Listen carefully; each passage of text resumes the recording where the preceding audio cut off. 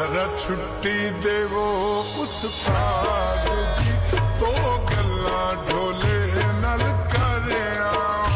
जरा छुट्टी देवो उस्ताद जी, तो गल्ला ढोले नल करिया।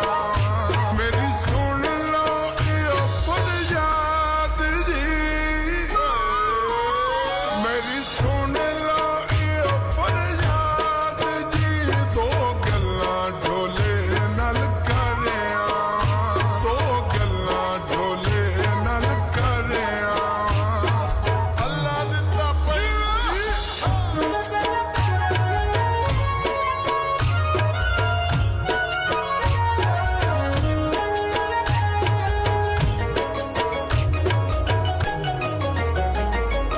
कसमें इतनी देर न ले सा